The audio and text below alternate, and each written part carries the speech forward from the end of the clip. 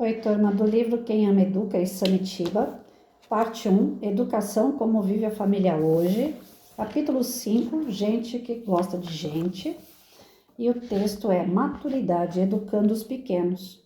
As flores seguem-se, as frutas, a produção das árvores. É o ser humano maduro, produtivo, que trabalha, se compromete seriamente com outra pessoa, tem filhos, constitui sociedades, estabelece territórios, etc. Para produzir o máximo, a boa ajuda de um complementar é sempre bem-vinda. Nem sempre a mulher consegue dar o máximo de si no trabalho porque os filhos vêm sempre em primeiro lugar e ela ainda tem de cuidar do marido. É a mulher globalizada, mas ainda não integrada. A religiosidade se perpetua no casal com o aparecimento dos filhos. O marido e a mulher podem até se separar, mas se tiverem filhos, os dois serão sempre mãe e pai, nunca ex-mãe ou ex-pai. Alguns ex-cônjuges que se comportam como ex-pais de seus filhos, tornando-se pais apenas dos filhos do casamento anterior da nova mulher. Daí se conclui que o homem desloca sua religiosidade de cônjuge e pai com muita facilidade, mais que a mãe. Mesmo que os homens atinjam a maturidade profissional com grande notoriedade e recompensa monetária, isso não significa que tenham atingido a familiar, principalmente aqueles ex-cônjuges que se transformam em ex-pais. Podem ser globalizados, mas estão longe de ser integrados. Raramente a mulher abandona o vínculo mãe e filhos, e mesmo que se separe do marido, costuma levar consigo as crianças. Para a maioria das mulheres, sem dúvida, o vínculo mais forte é com os filhos. É notória a grande diferença entre ser mãe e ser pai. Em hospitais, nos estudos, nos passeios, geralmente a mãe cuida física e psicologicamente mais dos filhos do que o pai. Nos passeios, é o pai que perde de vista as crianças mais comumente que a mãe.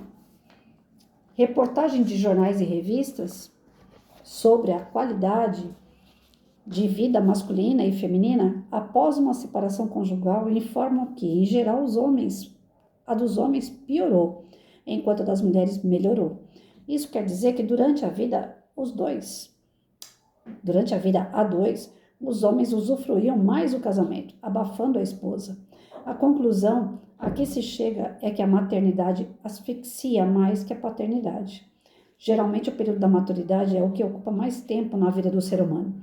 Em média, uma pessoa trabalha aproximadamente de 30 a 40 anos. Podem ter filhos, pequenos, adolescentes e adultos já produtivos, portanto, a relação filial varia muito. Os mais maduros têm misturados os papéis de avô e de pai, quando têm filhos pequenos. Há pessoas que podem ser bons pais de crianças, mas maus pais de adolescentes. Por não ter amadurecido suas funções. Há também os maus pais de crianças que se revelam ótimos pais de adolescentes. Os excelentes pais de crianças têm maior chance de ser ótimos pais de adolescentes. O péssimo pai de criança nunca será excelente pai de adolescente. Há pessoas que não se casam, mas dedicam a força de sua religiosidade à comunidade, à sociedade. Seus filhos são suas obras, um legado à humanidade. Essa parte da maturidade é a parte que a gente assume as responsabilidades, né? Então, é chegado o momento do casar, é chegado o momento de você trabalhar, você saber que aquilo que você ganha você não pode gastar à toa, né? Essa parte da maturidade só chega nas pessoas que já vêm assumindo responsabilidade desde pequeno. Olha só, né? Aquela pessoa que desde pequeno não assume aquilo que faz, ele também não vai assumir depois de maduro. Ele vai levar isso pro resto da vida. Vocês devem conhecer, tanto quanto eu, pessoas com 50 anos que não saem debaixo da saia da mãe. Pessoas que não tomam nenhuma iniciativa sem antes consultar alguém, perguntar. Eu conheci pessoa que perguntava para a filha: você acha que eu tenho que fazer isso? O que você acha? Ah, Patrícia, mas isso não é bom? A amizade entre pai, mãe e filho, filha? É bom ter amizade, lógico que é. Mas quando você cria uma dependência, você se tornou pai, você se tornou mãe. Aí você cria essa dependência da opinião do teu filho para você atuar. Isso não é amizade, isso é dependência. E é um o quê? É um dos olhares que as pessoas não veem, né? A grosso modo a gente não vê, porque o cara já tem 50 anos. Mas tá ali, a imaturidade, né? Ele tá buscando alguém que resolva o problema dele. Se der certo, ele vai falar parabéns para mim. Se der errado, ele vai falar eu ouvi você. Foi você, foi minha filha, foi meu filho que deu a opinião. Se eu tivesse ouvido a mim, eu queria fazer de outro jeito, mas ele me deu a opinião, então eu aceitei a opinião do outro. E ele joga essa culpa na esposa, na namorada, ou no namorado, ou no esposo. A pessoa, quando ela é imatura, ela não assume os BO dela. Ela não assume. Ela vai jogar a culpa em alguém quando der errado. Quando der certo, parabéns para ela. Quando der errado, é alguém que direcionou ela errado. E ela aceitou. Ela não vai entender que ela aceitou. Que a escolha foi dela, mesmo tendo ouvido alguém. Então, quando pequeno, não tem aquela criança que está lá na sala de aula escrevendo, aí ele vira e, professora, o que está escrito ali mesmo? Alguns é porque não enxergam, tá, gente? Mas não é o caso. O exemplo não é esse. Aí você fala, está escrito cama. Ah, tá. Aí ele vem. Mas cama se escreve. Que letra é aquela ali? É o C, professora? Que letra é aquela ali? É o A, professora? Vocês devem ter visto já, ou até falar, já fui assim, né? Essa criatura que tem que ficar fazendo pergunta pro professor de minuto em minuto, ela não consegue assumir nada sozinha. Nada. Tudo ela tem que perguntar, tem que ter certeza, e ainda assim ela vai fazer sem ter certeza, porque ela é insegura. A insegurança de quando se é criança, ela vai levar isso para a puberdade, ela vai levar isso daí para a adolescência, e ela vai levar isso aí quando ela chegar na parte madura também. Quando chegar na maturidade, ela nunca vai saber tomar uma decisão sem antes perguntar para alguém se ela deve ou não, o que ela deve fazer. Sabe aquela pessoa que chega para pintar o cabelo na cabeleireira e fala, ah, eu queria pintar de amarelo, mas será que fica bom? Eu acho que se eu pintar de vermelho fica melhor, né? Aí a pessoa vira para ela e fala, eu acho melhor castanho, né? Que é o meio termo. Aí ela vai falar assim, ah, sei não, eu acho que eu vou pintar de preto. É aquela pessoa que acha, é o achista, né? Ele não tem certeza de nada. E ele chega na maturidade assim. Ele veio desde pequeno caminhando dessa forma. Inseguro. Ah, mas e aí, Patrícia?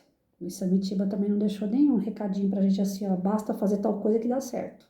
Não, infelizmente o japonês não fez isso pra gente.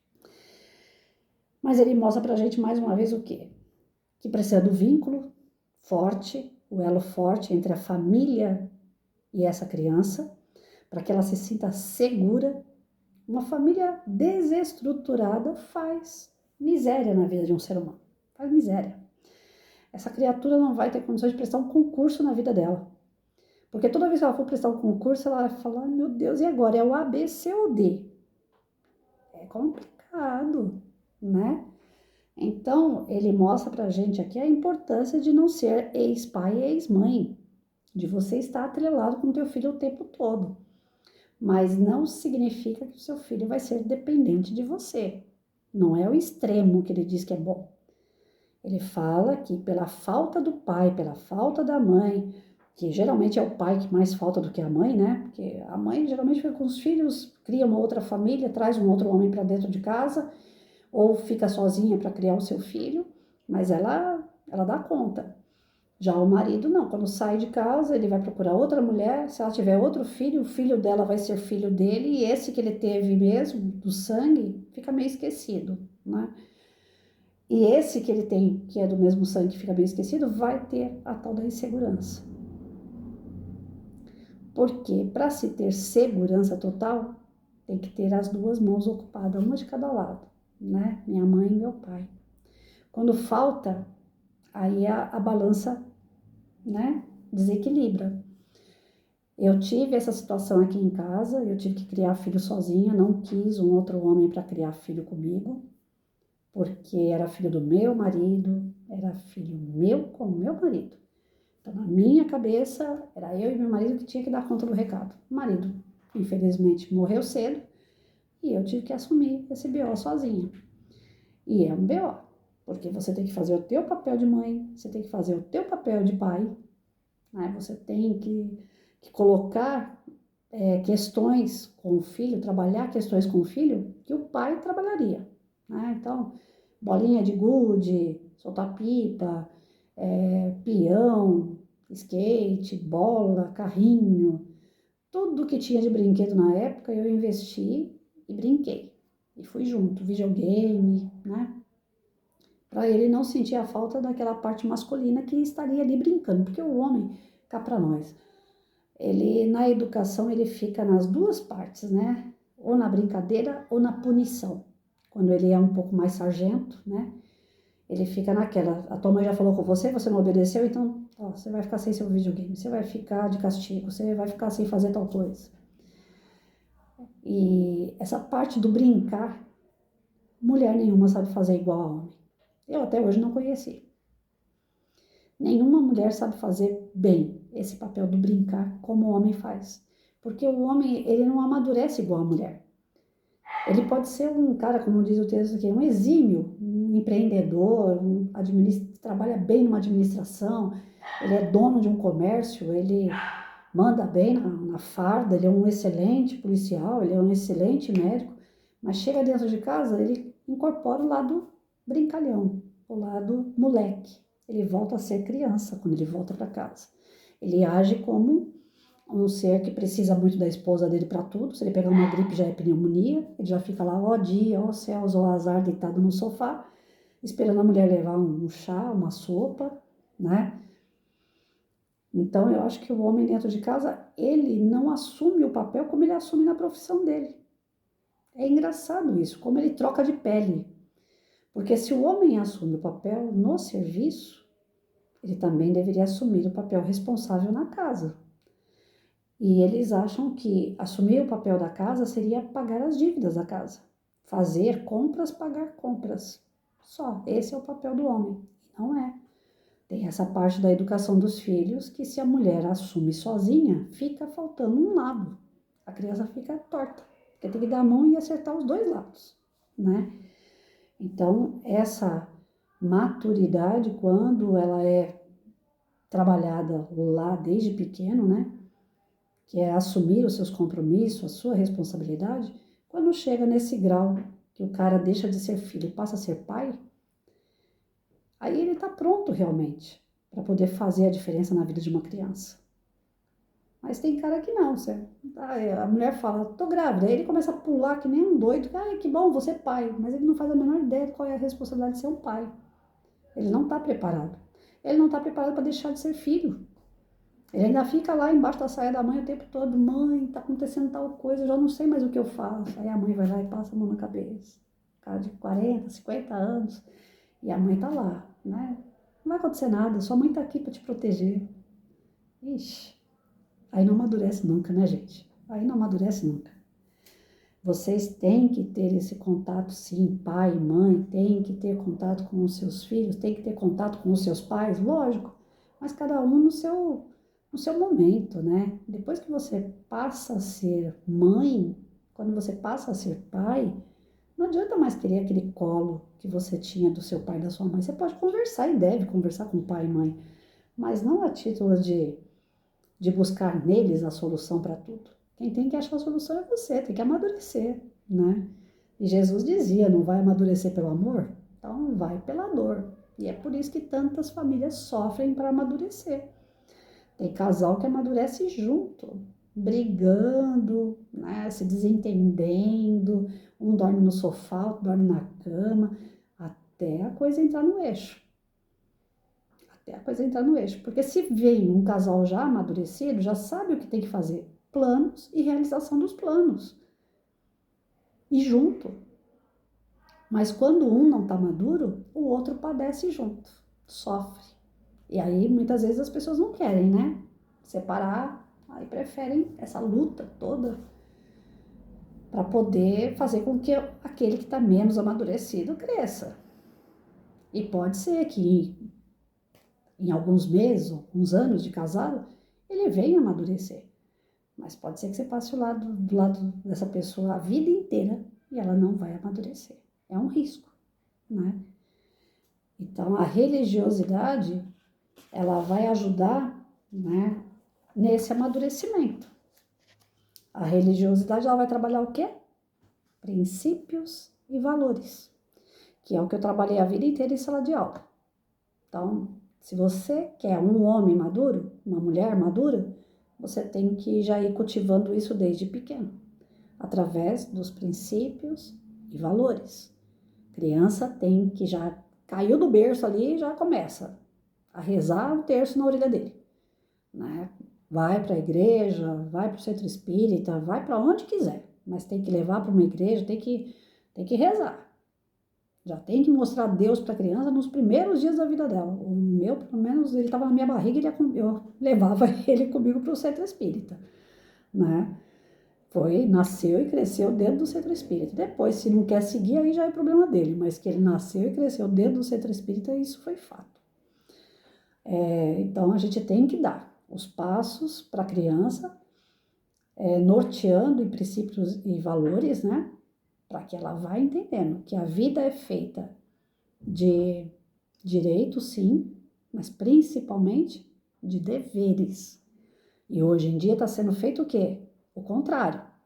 Mostram para as crianças mais direitos e deveres que é bom? Nada. Eu acho que eu já comentei isso em algum vídeo, se eu não me engano. Eu estava fazendo uma apresentação de um tema, e o tema era honestidade. Aí eu falei para a criançada, se vocês quebram a janela de um vizinho, vocês não vão ter dinheiro para pagar aquela vidraça. Mas se o vizinho falar para vocês, olha, então vocês vão começar a varrer a minha casa, a frente da minha casa, né? Vocês vão varrer a calçada todos os dias para poder pagar o prejuízo. Um garoto virou para mim e falou, isso daí é abuso de menor, não? Como é que é? Ele quis usar uma lei lá do ECA dizendo que criança não pode trabalhar, que era exploração da criança, exploração de trabalho da criança. Eu falei, exploração? Meu Deus do céu, aonde? Varrer uma calçada pro vizinho que você quebrou a janela, você deu um prejuízo para ele. Não, mas isso aí é exploração de criança. Aí eu falei, não foi esse termo não, foi um parecido com esse que ele usou. Aí eu falei, na próxima eu vou chegar aqui e vou mostrar para ele que não é bem assim não. O Estatuto da Criança e do Adolescente existe sim, mas é para aquelas crianças que estão no canavial. São crianças que têm 3, 4 anos de idade, que pegam um facão do tamanho deles e vai sair cortando cana, mal aprendendo a andar. São crianças que estão jogadas dentro de carvoaria. Não é para essas crianças que filhas de mamãe e papai que tem tudo. Então, aí você não pode lavar uma louça na sua casa, que também é exigir demais, né? Então, direitos, direitos, direitos. Essas crianças só sabem falar em direitos. Então, a gente tem que ensinar o quê? Deveres, deveres e deveres.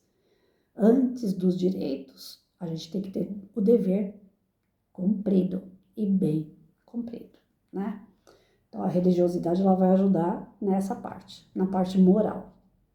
Tanto para afirmar o indivíduo, para que ele vá amadurecendo e sabendo que ele é uma pessoa entre 1000 e que ele está ligado a essas 1000 e que um precisa do outro. Tem que ter empatia, tem que ter responsabilidade, tem que ter respeito, né? E quando você vai ensinando os valores desde pequeno, é difícil a criatura escolher outro caminho. Nem droga passa perto. Então, se tem aí os professores que me ouvem, né? Passem a trabalhar valores e princípios, sim. Não vem com esse papo que o professor só tem que ensinar história, geografia, português, matemática, ciências, não. A gente tem que ensinar tudo isso aí dentro dos temas transversais, dentro de valores e princípios. Isso aí vai ajudar muito na disciplina da sala de aula, onde cada um sabe o seu dever, sabe cumprir direitinho as normas, os limites que eles têm, e com isso eles vão ter os direitos deles garantidos, de estudar, de aprender, de ter bons amigos, de conviver, né? Então, é isso. Na maturidade, o cara só se torna maduro se ele teve uma infância que já foi conduzindo ele para a maturidade. Caso contrário, é um caso perdido. Porque 50 anos na barra da saia da mãe ninguém merece, né? 50 anos que fica arrumando uma mulher aqui, outra ali, uma aqui, outra ali, ninguém merece. 50 anos a mulher se vestindo como se fosse uma menininha de 18 anos, ninguém merece. E tá cheio de gente assim. Vamos nos atentar na educação dos filhos para que eles amadureçam. Porque senão vão ser outros aí que vão estar perambulando pelo planeta sem assumir as suas reais responsabilidades. Primeiro com com eles e depois com os outros. Eles não assumem responsabilidades. Então, para amadurecer é desde pequeno, valores e princípios. Ponto.